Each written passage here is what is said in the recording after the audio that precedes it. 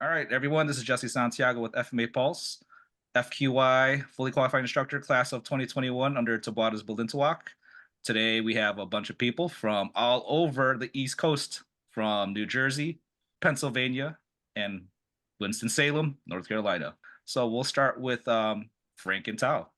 Hey everybody, Frank Zong. I'm an FQI running a group over in New Jersey. So we are New Jersey Balintawak. This is my wife Tao. She is also my completion student that I presented to Grandmaster Bobby. All right. Hi everyone, I'm Tao, and I confirm what he just said is true. Approval. Yes. Hi, I'm Matt Chua. I am a COA at long last, and it's all due to that man in the corner, though, Mr. Frank Zong. You know, he whipped me High up five. into shape for a couple years, and here we are at long last at the end of the road, which is going to begin a whole new something else. Class of 2013, along with Adam Greenspan. Nice. Yeah, Jeff Soriano from Winston-Salem, North Carolina, and run the Winston-Salem Balintawak Club, and been a student of GM Bobby's for 19 years. Wow, that's a long time. Almost 20. So That's awesome.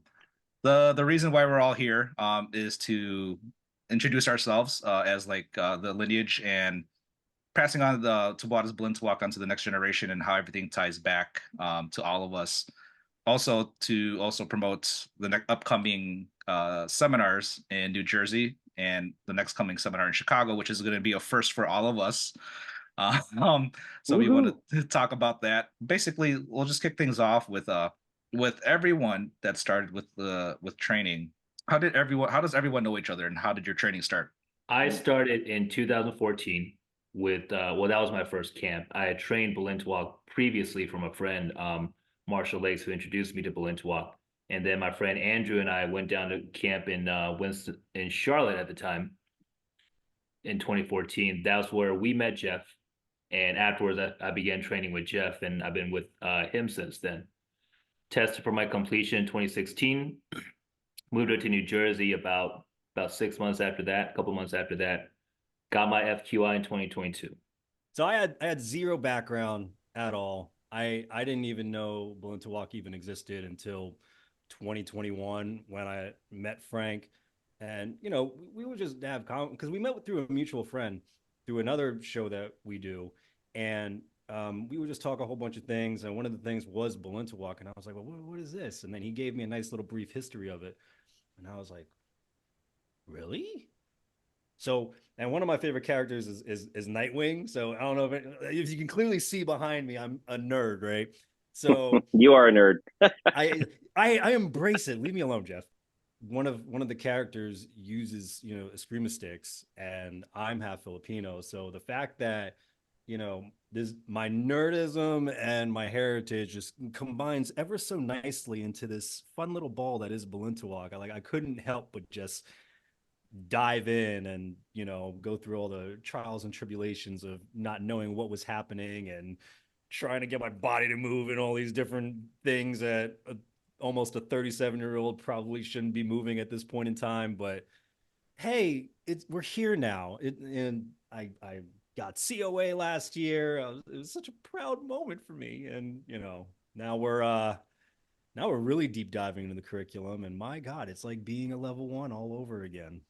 Guru Jeff, can you tell us a little bit about yourself? And you're pretty much like me in terms of we like to screen people before we accept them as students.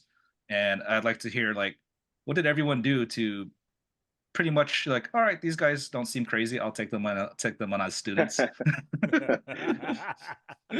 well, there is some truth to that. I'm pretty picky. It's not the biggest reason for that is just time, right? I just don't have a ton of time. I do have a day job. I have a regular job. And so this is a hobby for me. I just put that out there. So I just can't spend that much. I just don't have that much time. So I have to be very selective. And I do most of my training at my house. So this is my home dojo. It's fairly small. It's about 9 feet by 21, 22 feet. So it's big enough for a couple people. You can get three or four if you really want to cram in here. And so I have to be careful who I bring in the house, you know. And so it's nothing more than when I say I screen people, it's just I get a lot of inquiries from people. And at first, I just want to make sure that they're serious, right? Because there's a lot of knee jerk sort of inquiries where you could see someone probably saw some video on YouTube and we're up late that night, and then they shot an email, they found my contact, and they sent me a note, either through Messenger or something. And I just want to make sure really interested, or this is just you're interested because it's midnight and you saw this cool video. So I ask a few questions just to kind of find out what's going on, and we keep it kind of online. And then at a certain point, if timing's right and I have time to take on a student or a prospective student, then we'll schedule time to meet. I usually give them a free lesson and just kind of work them through the drills, some of the basics, just to kind of see how they move, see what kind of background they have, see if they're interested, and see if there's chemistry. So it's not too detailed. It's just most of the time I just don't have time for a whole new student. So I have to be very picky. A lot of it is timing and a little bit of luck too. In terms of seeing your lineage grow from the New Jersey group and also within LA, what is it about Frank that you saw that I'm like, this guy is dedicated, he's willing to take it all the way? I didn't see anything in Frank. No, I'm only kidding. So I'll go back to where his origin story. So we met at that camp. I think that was Alex Ormazzo had hosted that year down in Dallas or Gastonia. And, you know, I saw these two guys and they were moving like they'd done it before, but you could see that they kind of had these big eyes, right? And so I kind of, at some point, I don't remember Frank, but I got to talk with them, and then they said, "We're from Greensboro." I said, "Greensboro? Who's been teaching you Balintawak?" And they said, "Marshall Lakes." And I said, I think I've heard that name. And I just said, "Hey, you know, I'm in Winston and I've been there for a while. So give me a shout, come on down." And they came out and we trained a little. And I think it was probably the first or maybe the second or third time we met Frank. And I just said, "What do you want to do with this?" You remember that? You remember that conversation, Frank? Oh yeah. Yeah. And I just kind of sat there and I said, "You know, what do you want to do with this? How serious do you want to get?" And I could tell that he was an experienced martial artist. He had already, you know, he kind of shared some of the stuff he'd done, and he moved really well. He moved like a guy who had done some stuff before. And so I just asked him, what's your interest? You know, how far do you want to go? And I seem to remember you didn't say like, "Oh, I want to get completion, I want to be an instructor." You just kind of said, "I want to train." And I said, "Have you ever thought about doing completion?" And he said, I remember you said, "I hadn't even thought about that." I said, "Well, I think you're good enough. I can show you the way. We'll clean it up. And if you want to kind of go," because I could see the potential. I saw, whenever I see someone who looks like they'd be a good training partner, you know, then you kind of go, "Oh, okay, let's see if we can make this work." Because I could tell this guy knows how to move. He's got a good attitude. I could tell he liked to work. That's something about Frank, that he likes to put the work in. He likes to put the reps in. And that's the way I like to train is, you know, we hammer that stuff. We don't just go and play. We hammer drills, and he liked that. So that was it. That was kind of the beginning of it. And then, you know, we didn't really slow down. We just we were hitting it every week, once or twice a week. And then when we got closer towards, once he started doing the testing, we got close to completion. I think it was that last few months. Frank probably knows better than me, but Yeah. we were training a lot. And then he was also training with Andrew and training with all the other guys in Greensboro. So he was getting a lot of reps, probably close to almost every day, right? Right, Frank? Close to every day, yeah. But at least 5, 6 times a week at that point. Yeah, I was coming to you about twice a week. And so we were going for about an hour and a half, 2 hours each time. And then at that time, Joe Chapman was also getting into Balintawak as well. So he was willing to just get fed. Shout out to Joe for being a really good training partner. You know, he really helped my feeding during that period of time, and he was able to kind of get through the fundamentals, blocking counters of Balintawak as well, and then also train with Marshall and Andrew. So that was a fun time. That was a full on immersion for preparation for completion. Nice. Yeah. Yeah. So that's it. That's kind of how it started. And I've just been watching Frank grow his group. And, you know, we talk pretty frequently, and, you know, we share kind of war stories from kind of the teaching front, and, you know, sort of theories, philosophies. Sometimes it's just to chat about whatever. But we always seem to talk about martial arts. Always, pretty much always. The questions. This is going to be for the COAs this time. What do you think of Frank as an instructor, and what drew you to him? No. Let the wife go first. Oh, okay. Let the wife go first. All right, Tal. How did you get interested with the Balintawak, and tell us that story? No, yeah, like so I mean, when I first talked to him, he already talked to me about like martial arts and stuff like that, and he things that he's doing. And at that time, I think like you were still in North Carolina. Yeah. And then he talked to me a lot about Balintawak, but I didn't think much about that. And then I think like he trying to, when we moved in together, he trying to get me to train. But I think the only thing that I did at that time that I stopped was just like the bow. I did like I still had a video of the bow, like from my heart, you're welcome with respect. And that's it. And I didn't do anything else until the camp in 2021.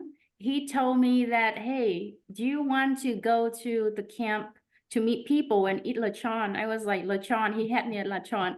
I said, sure. But I thought I was like, why would he pay?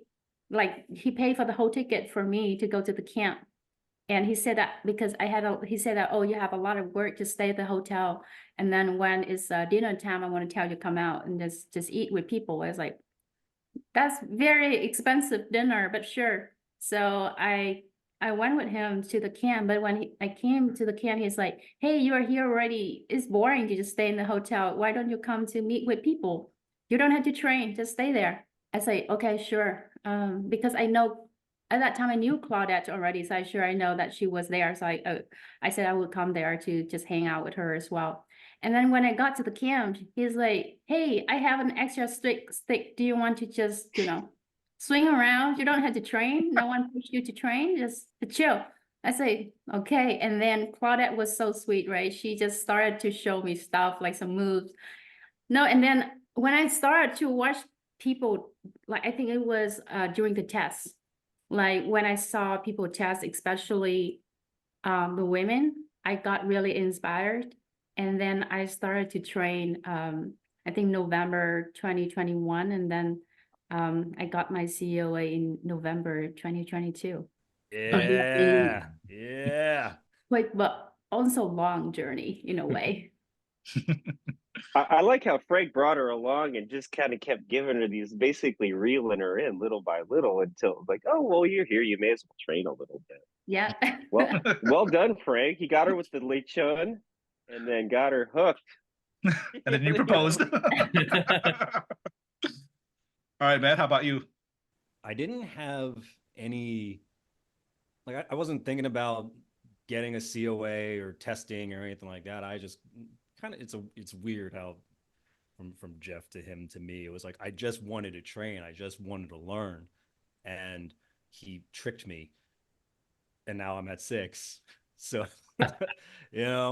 but it was, he's such a great teacher, and the way that he breaks everything down. And, for me being with no background, like I was really having difficulty trying to, figure out how to move my body, what this meant, the reps and retention of everything, of like, the basics, the semi-advanced, and, applying it in play, not in play. It was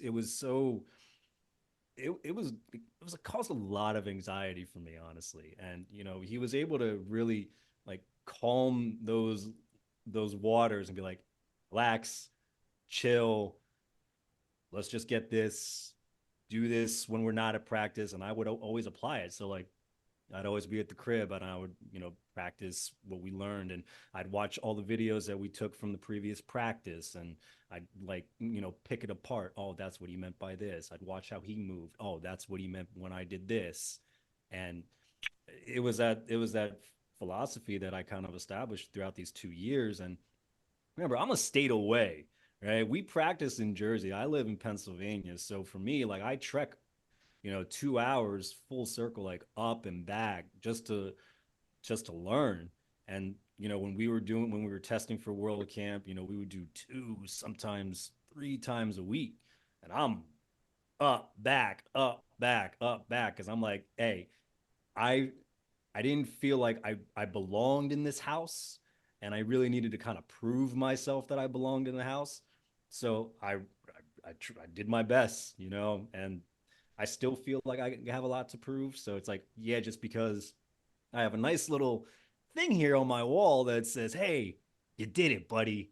It's like, nah, I still don't feel like that. So now it's nice to see, like, here's levels 1 through 6, but here's what's really in this curriculum, and it's great to see and experience this, you know, with him, because I don't know this would he has a lot of patience, I'll tell you. You got a lot of patience with me, man. That's good to hear too, because for those of us who's been in martial arts, or especially teaching martial arts, there's always a big drop off rate in terms of retention. So, and I've talked about this with a couple of other FQIs, that usually people drop out after level 3 because they feel like they got it and they don't want to learn level 4. So you're really good at teaching levels 1, 2, and 3, and then you're like, wait, what's in level 4? What's in level 5? Because people don't really make it that far. Frank and I are, well, at least I was in the education field too, and like, we want to hear stories from students of what attracted you to the teacher, because usually, I mean, Matt, you said it yourself, you're driving 2 hours one way just to go train, and if that's not dedication, that's a good story to hear. And with me too, like, everything ties back with Guru Mike Malanyawan in Ohio. Even though I was learning under Rob Grossman when he moved to Chicago, when he became a father, my hardcore training was like, I'm going to drive to Ohio, which is like a 5-6 hour drive. And I would do that 2-3 times a year.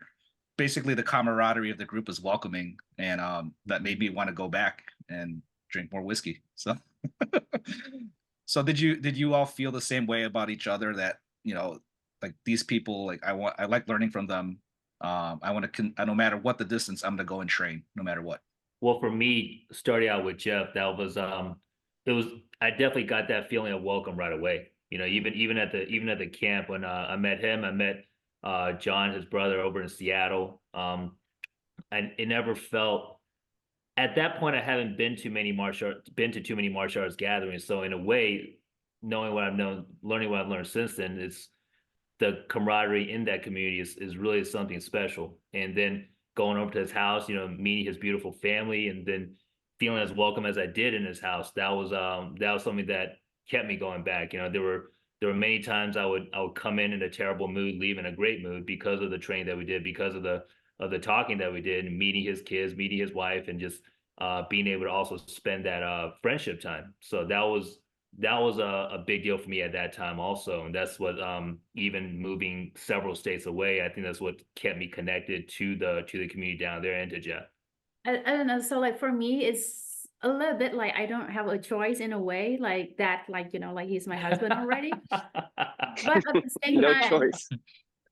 but at the same time, I had to say that I did have a choice of not training at all or quitting in the middle, because it was hard. Like it was really hard, given like when I started to train with him and I trained with GM a little bit, like GM expected him to take me to 6 that year. And there was some like there was times when I felt really like pressured and I didn't want to continue, and I was asking him if I can stop, but then like him and also GM was very encouraging, and I remember Jeff was also like giving advice on that as well. So I think like, so for me, like that's 2 things in there. Like I wanted to be his student. One is that like he was really good at breaking down the movements for me, given that I did not have background in martial arts. He would give me examples on things that I normally do or how I normally move, and transfer that into Balintawak, and so that I can make the most out of my training. And at the same time, I also kind of like naturally, I wanted to support him. Even if I didn't train Balintawak, I also wanted to support him in building his New Jersey Balintawak, because of the way that he interacts with his students. Because he would spend a lot of time texting back and forth with his students, even after the class, sending videos of him doing different part of the curriculum, or like would give feedback on the videos of the students that the students sent to him. I was like, I don't know if I have such a strong passion in anything that I do as much as, outside of work, like work, I enjoy my work, but like outside of that, I was like, I never seen anyone with such a strong passion. So I wanted to support him with that too. For Guru Jeff. So especially like with your current students, especially with your two FQIs, what are your current expectations for both of them? In the context of GM Bobby says this a lot in turn when he says, not only are you carrying the name of your instructor, but you're also carrying my name. So be a good example. Yeah. I mean, people want to kind of give credit for all this stuff, for, Frank, his work, or what Brian's doing in LA. And I have nothing to do with that, right? These guys are building their own reputations, their brand, their skills.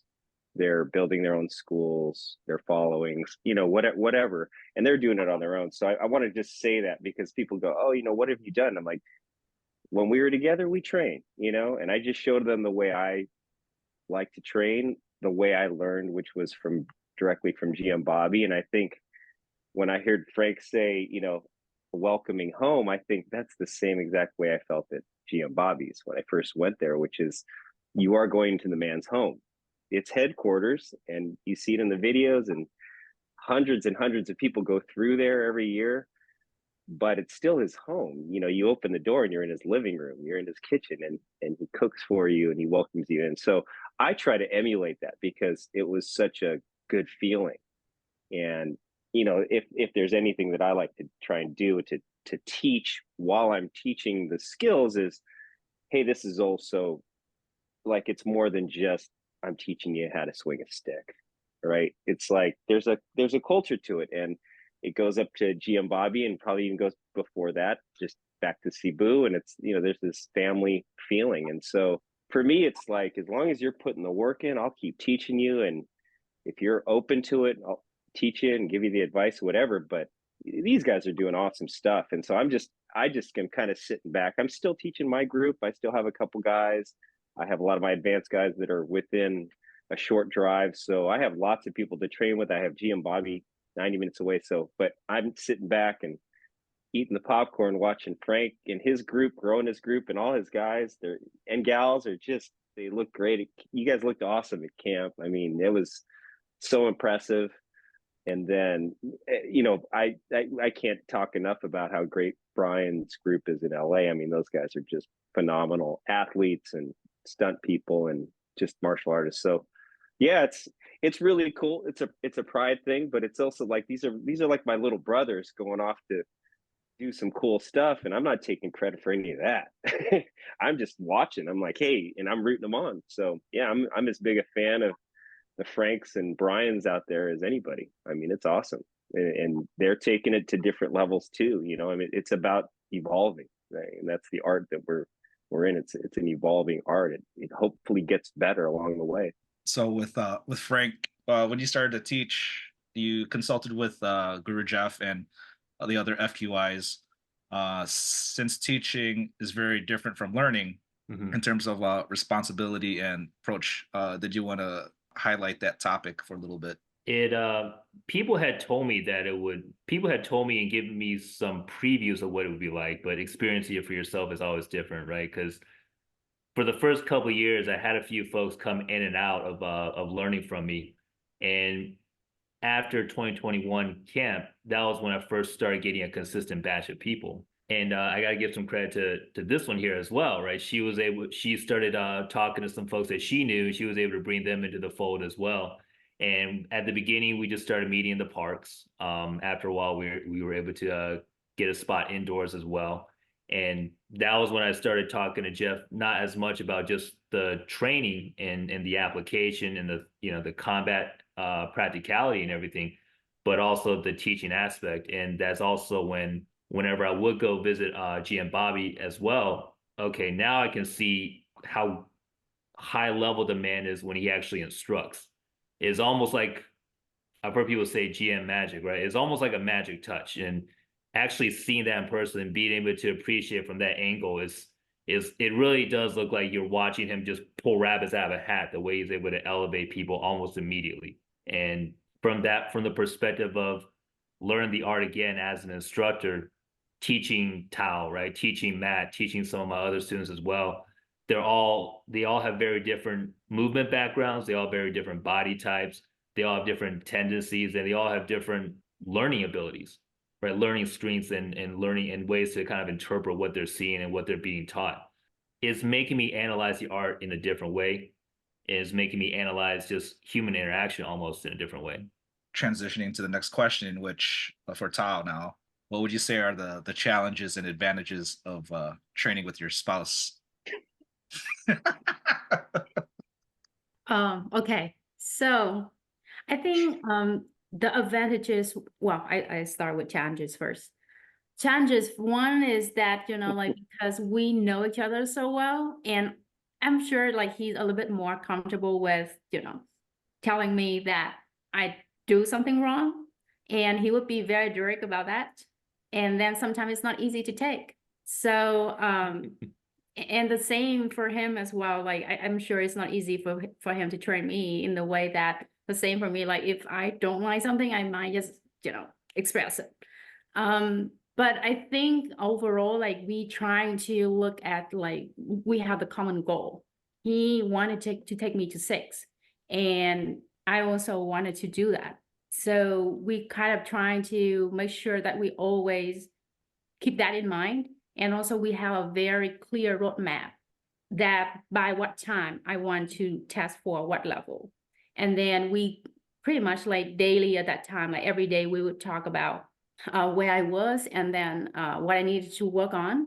And I think that actually also thanks to Guru Jeff as well. I think when he tested us for 1 and 2, I asked him a question. I don't know if you still remember Guru Jeff, but I asked him, how long does it normally take for someone to go from 1 to 6? And then he said that it's a very tricky question because it's not about the time, it's not about the duration, but it's about how much effort and training that you put into that, like how frequently you train. And then I took that. I think like both Frank and I trying to work really hard on that, and we train almost like every day. So the challenge also is that as well, is that like for us, both of us, we literally just train every day. Like we work, like we also have our day job as well. Also, like after that, we just train. It was fun, but not fun at the same time, because for that whole year, we were just training. It was just Balintawak. I think at the same time, it was the advantage as well. How many people could say that like could train at any time that they want? And whenever I had a question, I could ask him, and he would help me with my journey and what I was training on. And he was also very supportive in the way that he said that if I didn't want to do 6 by November, I could do that too. But also that made me want to challenge myself. I wanted to do that. So that's how it happened. Oh, you guys are so cute. So, like, continuing on, Tal, like, how does it feel to be a part of the now growing faction of Ladies of Balintawak with so many inspiring women? Oh, I love it. I'm very proud of being a part of this amazing group. I think there's something different, or not say different. It's like, I just really love this group because like people are so friendly, and women, you know, sometimes these people saying that women are supportive towards each other, but it's not always the case. And I love that with the Balintawak community is that not just women, but also men, like everyone's so supportive. And whenever I have questions or whenever I need help, I reach out. People are always being willing to help. And that's the same with the group of like Ladies of Balintawak. So I love it. I still get inspired by the group a lot. So whenever I get a chance to see people, especially that group, like I always go. So I look forward to the camp this year. One thing before we transition to Matt, being a smaller martial artist, your experience of like when you're training with people your size and then seeing the rest of the people, the juggernauts of North Carolina, how does that make you feel like in terms of training with different people in different sizes? That's an interesting question because it's not like I have a choice. So yeah, I have to work on that. And even within our group, like New Jersey Balintawak, we have like a very wide variety of, you know, like body types and stuff like that, and also our backgrounds as well. So it's a challenge in the way that I'm trying to observe. So I get to look back at my training last year, and I have been working on that as well, is that I'm trying to look at people with similar body types like I have, and then trying to see how they also, you know, train when they train with people bigger than them, what they do and how they counter. And also I'm trying to, so last camp I tried to take advantage of the camp by talking to a few FQIs on, you know, collecting their advice for me on how I can move better, especially when I go against people who are bigger than me. And I took a long note on my phone of ideas that they gave to me and things I could work on. And I'm still working on my list. Matt, actually, you and I pretty much have same experiences about culture and Filipino martial arts and trying to discover more about our culture through the Filipino martial arts. You were talked about your background, but what was inspiring you to do Filipino martial arts? Your family's experience in Filipino martial arts and heritage. Family wise, I don't think they knew that existed either. Like my cousins and some of my uncles or whatever in the Philippines, they do other various forms of training, but you know, when I was talking about, they're like, well, what is that? Like it was interesting because even, you know, Filipinos like in my family, they were a little intrigued as to what that was too. And then me explaining, they're like, oh, that's fascinating. So it was interesting because it's like I was like the first of like my family to really go on this journey of exploration of this thing that you know, at least within my family was kind of brand new. And I took the first steps and I'm learning about it like in real time, all the stuff. It's fun. It's man, it's really hard to put into words because there's this fulfillment that I feel after every practice is finished, and even the people that I talk with and stuff. You know, like when we have practice, you know, every Sunday, and like the group that we got around us now, and how we train, the energy, the vibe, like it feels amazing. And the times that we went down there, you know, when we visited Jeff and his crew over in Winston-Salem, you know, and the vibe that they brought, you know, like it's such a blessing to have, you know, the type of people that I've had around me.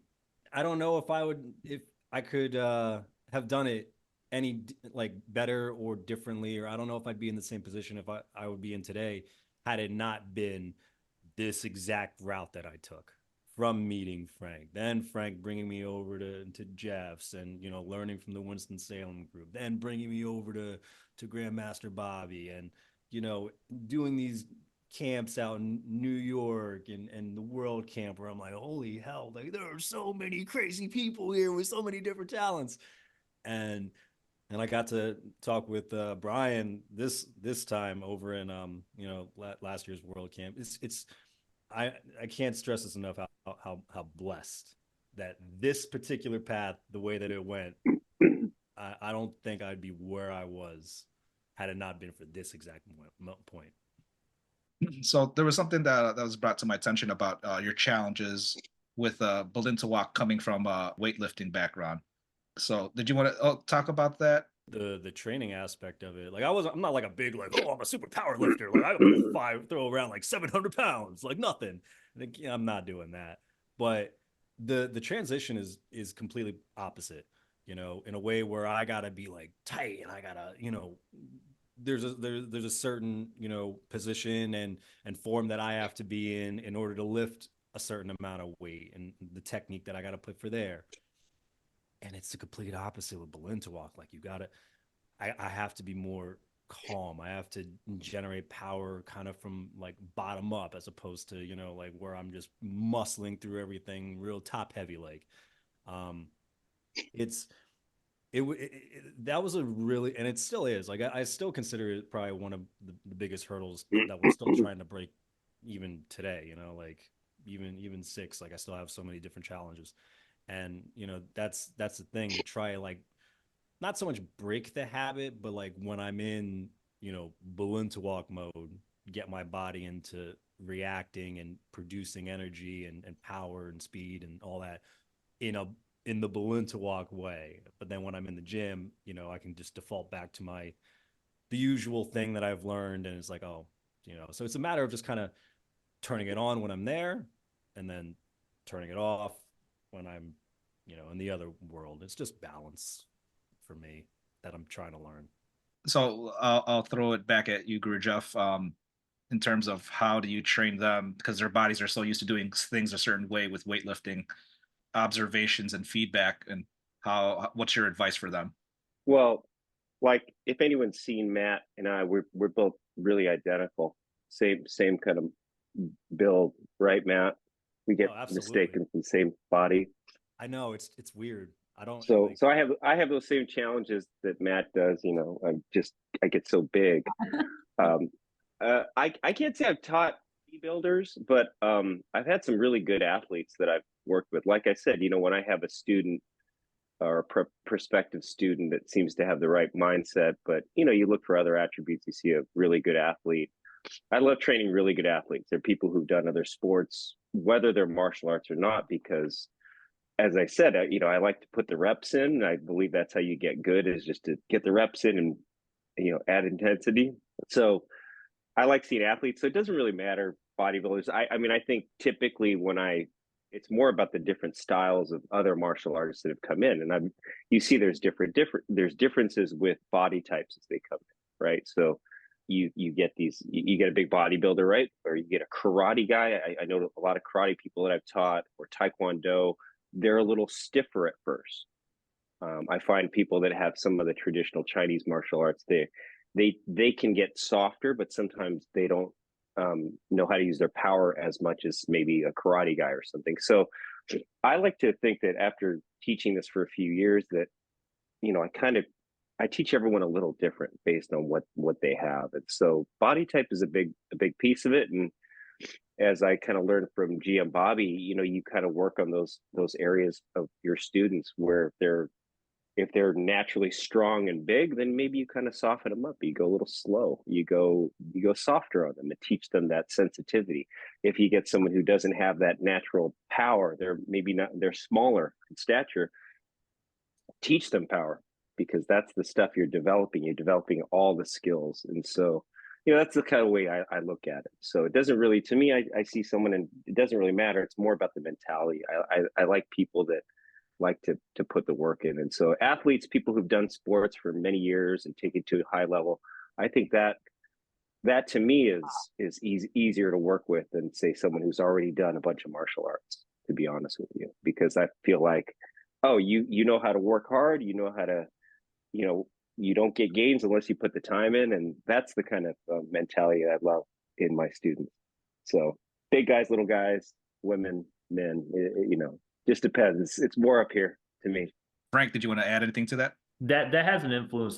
That's had an influence on my teaching as well. From GM Bobby to Jeff to me, when it comes to looking at what a person might be naturally good at versus naturally lacking or might need to work on, and just teaching them the same movements but in different ways that might be more suitable towards what they might need to do, and also just letting them showing them how they should do it, and also just explain to them why they should be doing it that way. And just then after that, like Jeff was saying, just having them do the repetition over time. And since we also both have different backgrounds, but also backgrounds in training different types of athletes, the mindset of an athlete, I think, is very, very important. You don't have to be, a state champion or an NCAA recruit, but just the mindset of, okay, what do I do for my quote unquote preseason, right? What do I do for my in-season, postseason, off-season, right? Even though Balintawak, we don't necessarily have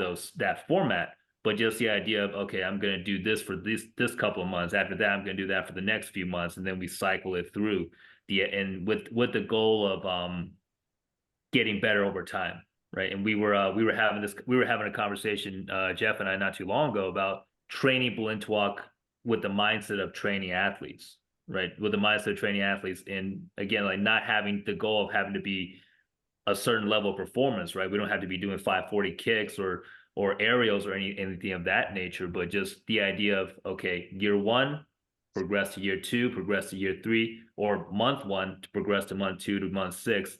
Over time, it should be improving in different aspects. And the more I see it, the more I start to appreciate just how many facets there are to this art. And that just shows how much farther we can all continue to progress, and how much the art can continue to evolve as well. So we should transition to talking about upcoming seminar in New Jersey. What made you guys like want to pull the trigger in advancing and promoting Taboada Balintawak and finally bring GM Bobby to New Jersey?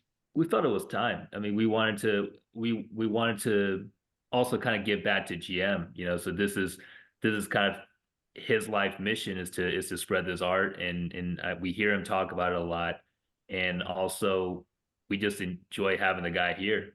We would enjoy having the guy here. We enjoy being around him, hearing his stories, learning from him, even though he might show the same movement, but it's just what we see is his ability to show the same thing, but in new ways every time, even though, you hear from people who've been doing it for 20, 30 years, and they'll see him show, and they'll always say, oh, he's always correcting me on my basics. He's always showing me the same level 1, level 2 curriculum stuff, but in new ways, in ways that I hadn't thought of, or new ways that I wasn't able to do previously. So it's something that we wanted to do for GM Bobby. So basically, Guru Jeff, since we're all first timers, bringing GM Bobby to our respective cities, what are things that we need to prepare for when hosting GM Bobby in our town? That's a good topic. But I got to say first, before I answer that, I've never hosted GM Bobby myself. I live so close to him that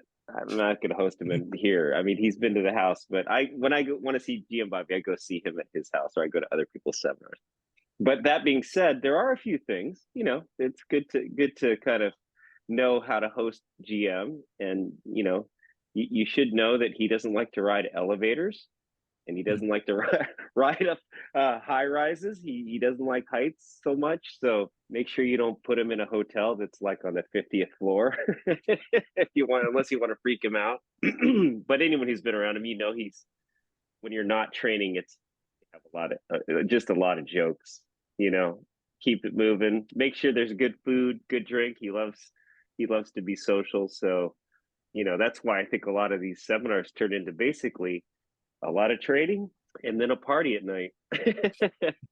and they're fun. I mean, I think these and everyone's doing them now, and we see them all over the country now, and it's so cool. So now it's almost like these world concert rock tours where you're like, I want to see that band when they come close to me. And it's not just the show, but it's like, it's all of it. It's these things feel like family reunions now. You get to see your brothers or your cousins, once or twice a year.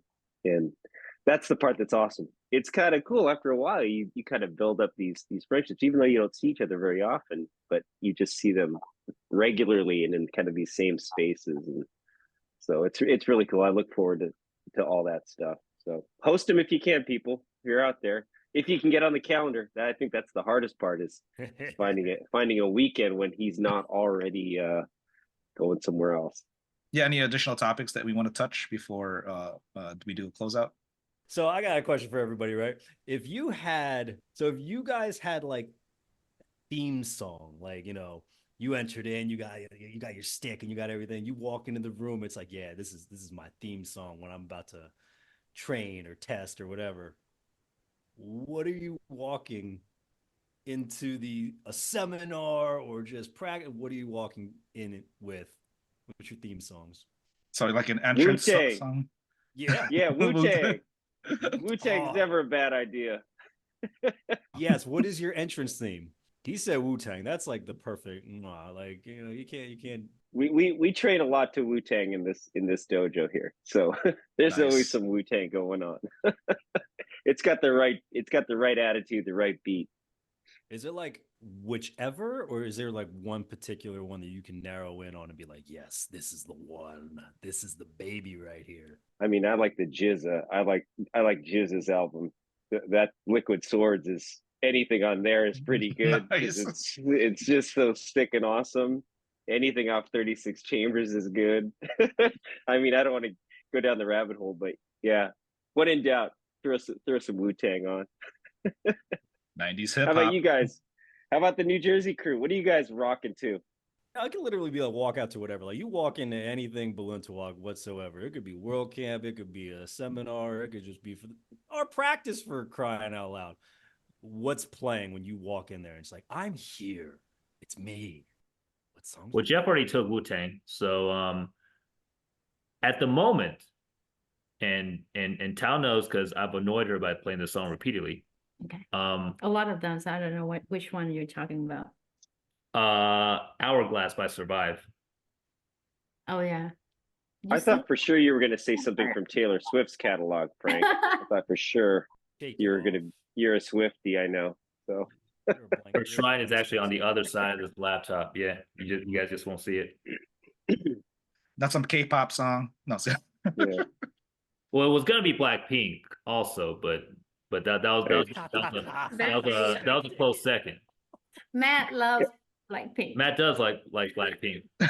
How about Guru Jesse? What's your walkout song? Yeah, what's the What's theme your song, walkout man? song? well, this is also part of my nerdiness coming out. I've had a couple of, theme songs because I was once a WWE nerd, and I thought about this a couple of times.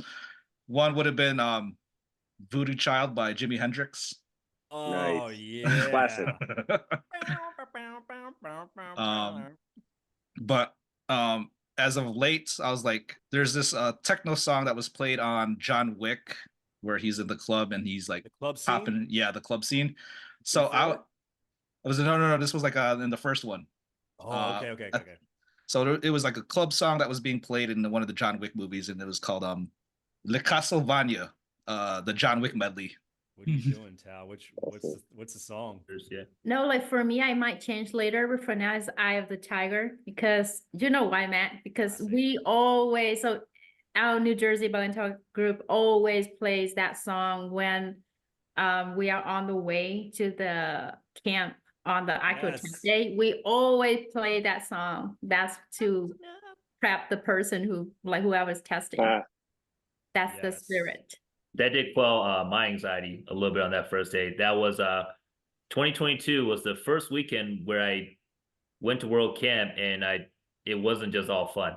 So that was the first time where I was like, oh shit, I got responsibilities. I gotta make sure these guys pass through the gate. So that song did help me kind of relax and focus that morning. I remember that drive now from that. Yeah, because that day he had me testing for 6, Matt tested for 5, and Addie tested for 5, and then after that he was going to do 7. So yep. I was fried by that evening.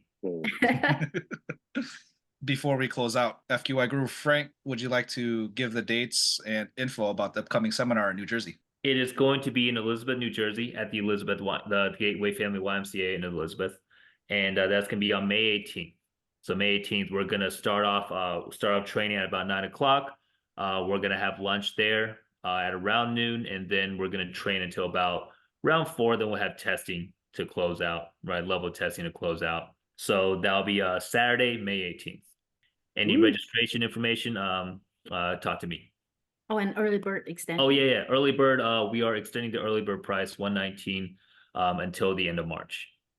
You can still come at the cheapest price ever. So the Chicago event will be the 27th, April 27th, in Niles, Illinois, Top Level MMA. You could contact me and email me directly for information in terms of registration. Same thing as the New Jersey prices. So I know people are going to wait last minute. I'm assuming people will always wait last minute to register. Registration is still open. And all right, good luck to everyone. It was nice talking to you all. If you ever have any questions, hit up Guru Jeff Soriano. How can people contact you? Or do you want them to contact you? Facebook is probably the easiest, or Instagram. But yeah, thanks, Guru Jesse. Thanks for organizing this, and it's awesome. Not a problem. Contact information for you. Groove Frank, Tao, if you want your information out there. Matt, if you want your information out there. Yeah, why not? Go Is ahead. this the part where like, you know, the Instagram handle gonna fly to the screen right underneath our face? Well, I'll see what I can do. Like this, Like, It's just like I'll- a beard, like a big Yeah. But beard. yeah, our Instagram handle is, New Jersey Balintawak. yep, And simple enough. or email is newjerseybalintawak@gmail.com. Our website too, we're trying to build the traffic, so newjerseybalintawak.com. and Mr. Choo Choo. Oh, I'm a train now. That's perfect. Everything's true America. So yeah. Oh, and a big shout out to you, Matt. He also designed the flyers, the online flyers for New Jersey and Chicago. So if you're also looking for anyone to design your stuff, At True America. Just DM me and then we'll speak. We'll discuss everything that needs to be done. But yes, if you've seen New Jersey's flyer, that's me. You've seen Chicago's, that's me. Anybody else? It's not me. But if you'd like it to be me, talk to me. I got you. all right. So this is Jesse Santiago with FMA Pulse, signing off, and I'll see you guys later. And good luck to everyone on the upcoming seminars. Yeah. Thank you.